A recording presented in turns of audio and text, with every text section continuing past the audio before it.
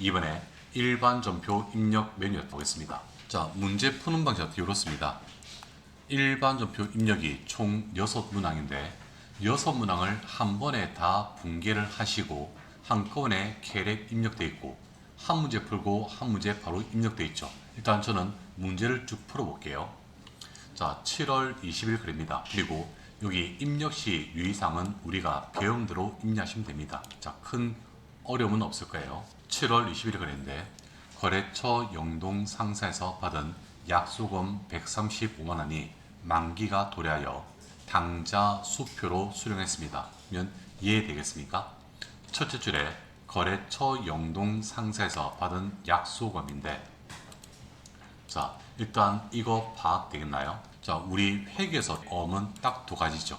어음을 받게 되면 받을 어음이고 어음을 발행하게 되면 얘가 지급 어음 맞습니까? 그러면 자, 어음은 발행한 자가 돈을 지급하니까 어음을 받은 것이 받을 어음이고 어음을 발행하게 되면 발행한 자가 지급하니까 발행한 것이 얘가 지급어음인데 지금은 영동 상사한테 받은 약소금이죠. 이게 뭔가요? 받을 어음이죠. 그러면 받을 어음 135만 원이 만기가 되어서 당좌 수표로 수령했습니다. 쉬운 거. 주고 받음이 135만 원의 약소금 받을 어음이고 당좌 수표가 보이십니까? 네. 수표도 발행한 자가 돈 주니까 수표를 받게 되면 받은 수표 가지고 은행 가면 바로 돈 주니까 현금 증가 받습니다. 그래서 수표는 당자든 자기업이든 받으면 다 뭡니까? 현금 증가. 그러면 수표를 받았으니까 현금이라고 하는 자산이 어떻게 증가?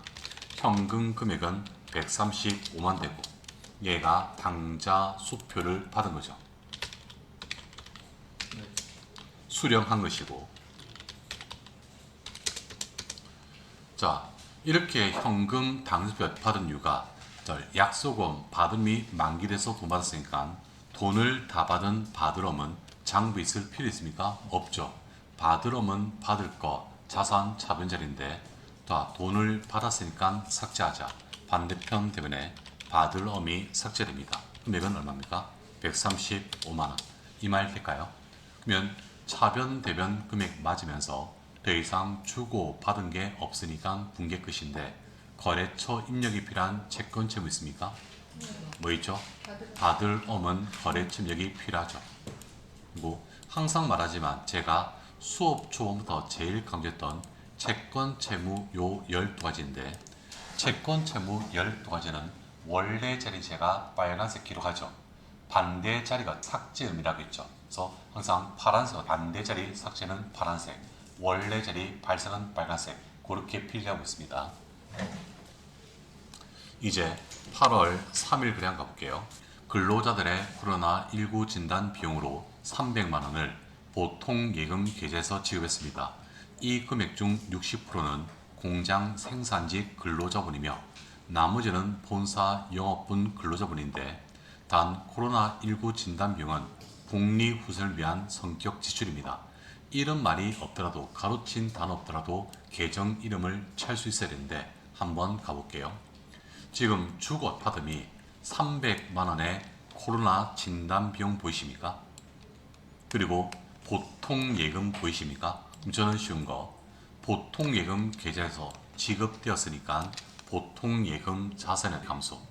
오른쪽 대변 자리에 보통 예금 자산이 감소했습니다. 금액은 300이고 이렇게 보통 예금 300 감소한 것이 근로자의 코로나 진단 비용 쓴 거죠.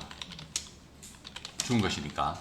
자, 직원들의 코로나 진단 비용 쓴 것이 차변 회사의 가치가 있는 재산 증가입니까? 아니죠. 빚을 갚은 부채 감소입니까? 아니니까 남은 것이 뭡니까? 비용 발생. 그래서 직원들에게 근로자에게 근로 제공 대가 외로 돈 쓰면 다 뭐라고요? 복리후생비. 그러면 왼쪽 차변에 얘가 복리후생비. 금액은 얼마 됩니까? 300인데 이렇게만 분개하셔도 잘하셨습니다. 근데 입력을 할 때 보시니까 이 복리후생비가 500번대 공장과 800번대 본사가 있죠. 그러면 자 300만 원 중 60%는 공장 생산직, 300의 60%가 180 맞습니까? 그러면 60%가 공장 생산직이니까 자 500번대 복리후생비로 얼마입니까? 180만 원 금액이 기록되고 또다시 차변에 복리후생비 나머지 금액은 본사 영업부니까 800번대 복리후생비로 100 얼마입니까? 20만 원이 기록되겠죠. 이거 되겠습니까? 이제 가볼게요. 3번입니다. 자, 거래처 입력은 필요한, 거래처 입력 필요한 채권처럼 있나요? 안 보이죠? 그대로 입력이고 3번에 자, 국민은행부터 이자 수익 20만 원 중 원천 징수세 15.4% 제한 나머지 금액인 16만 9,200원이 보통 이용료로 입금인데 갈게요.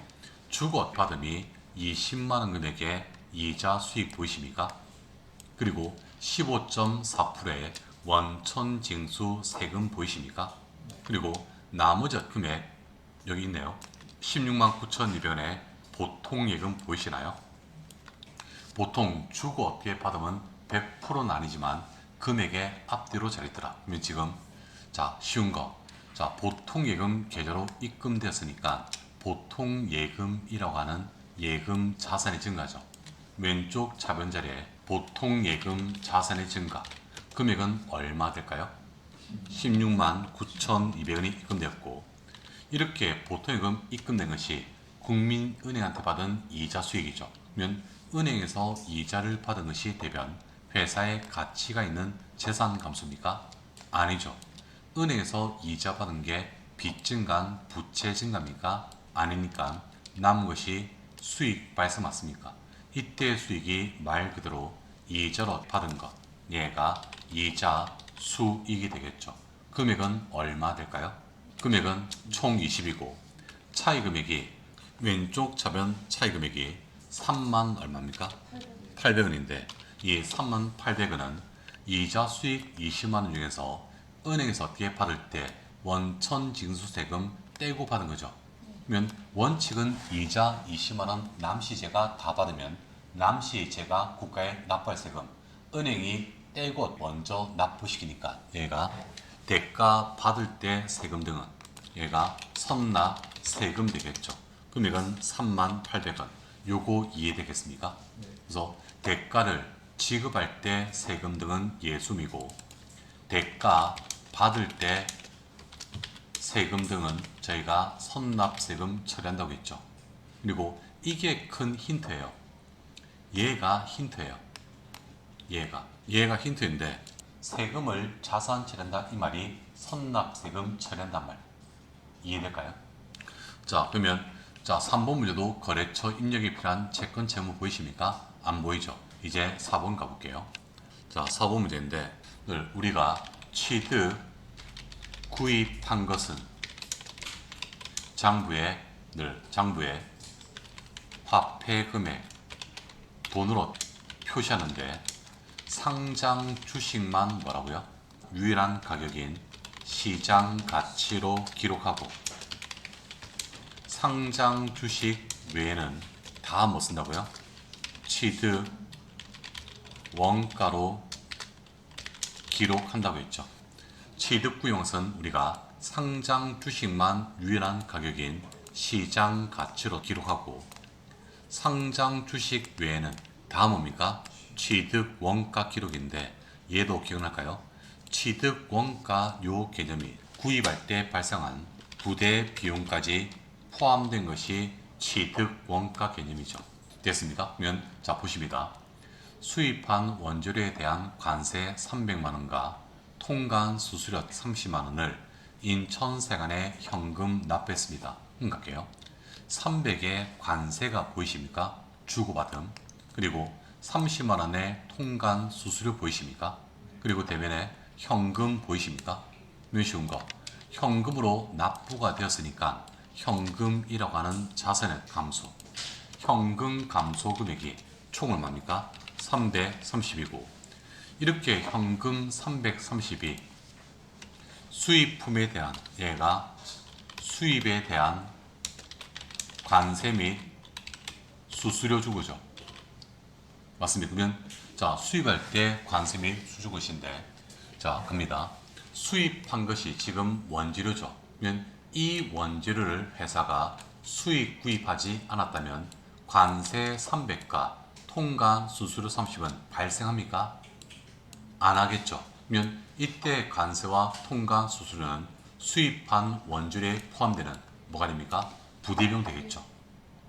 이해될까요? 그러면 왼쪽 차변의 얘는 주의할 것 원재료라고 하는 자세는 증가됩니다. 금액은 얼마 될까요? 300 얼마? 30. 즉 이 330얘가 뭐가 돼요? 부대 비용이죠. 그래서 취득한 자산에 포함되는 부대 비용 됩니다. 이 말 뜻 이해되겠습니까? 뭐 관세니까 세금과 공가 300만 원, 그다음에 통관 수수료 30을 수술비용 이렇게 쓰는 분도 있겠죠. 근데 늘 지금 취득 구입한 것이 뭡니까? 수입은 외국에서 구입한 거잖아요. 그러면 취득 구입한 것이 원재료인데 취득한 원재료가 상장 주식이 아니죠. 이거 뭡니까? 취득가인데 자 원재료를 수입하지 않다면 관세 및 수수료는 발생되지 않으니까 취득한 원재료에 포함되는 부대비용이라서 왼쪽 차변에 원재료가 얼마입니까? 330 되는 거. 한두 번 정도 안 보시면 얘는 틀립니다. 자 이제 5번가 되겠습니까? 한번 들어볼게요. 자 보통주인데 자 보통주 만주를 주당 2만원, 액면가는 만원짜리를 신주 발행하고 보통예금 계좌로 발행대금 납입액 2억 원이 입금되었음이 확인됐습니다. 단 신주 발행 비용은 없는 것 가정하고 관련 계정을 줘야 처리한다는데 자 한번 가볼게요. 일단 여기가 그냥 비밀 거죠. 늘 얘는 별표 안 하시고요. 얘는 난이도 어떻게 상입니다. 그리고 회계 1급이니까 이 말이 주어졌고요. 세무 2급 하면 이 말 자체가 없을까요? 우리 얼마 전 봤던 자기 주식 기억나십니까? 자 주당 2만원, 액면가계 만원에 보통주가 보이십니까? 보통주가 일반 주식, 의결권과 배당권이 동시에 있는 것이고 특수한 주식은 뭡니까? 우선주, 의결권 없이 배당만 제일 먼저 받는 배당 우선주였죠. 기억 상기하면 갈게요. 자 주당 2만원, 액면가 만원에 보통주가 보이고 늘 또다시 보통예금 보이는데 보통예금 계좌로 입금되었으니까 일단은 보통예금 자산의 증가죠. 왼쪽 차변에 보통예금 자산 증가 보통예금 입금액은 얼마 입금됐습니까? 입금액은 2억이 입금됐죠. 요때 2억은 계산 범위가 발행수는 몇 주입니까? 발행수는 만주인데 한 주당 발행 금액이 2만원에 발행되었죠. 그러면 만주 곱하기 2만원이니까 이 금액이 2억 된 거 맞습니까? 됐나요? 이제 가볼게요. 자 이렇게 보통예금 2억이 입금된 것이 얘가 주식 발행이죠. 맞나요? 지금 돈을 받고 주식을 발행한 거잖아요. 이해될까요? 주식 발행인데 주식 발행은 회사가 돈이 필요 부족해서 투자금 돈을 받고 회사 투자자 모집했으니까 우리 회사를 믿고 투자했으니까 발행한 주식의 액면 가액만큼은 종잣돈 뿌리돈 자본금 설정하자고 그러면 대변에 자본금 액면 금액 되겠죠. 자본금 액면 금액은 얼마입니까? 발행수 만주고 액면 가액은 한 주당 얼마인가요? 만원이죠. 하게 되면 이 금액이 1억이 되겠죠. 되셨습니까? 그리고 차이금이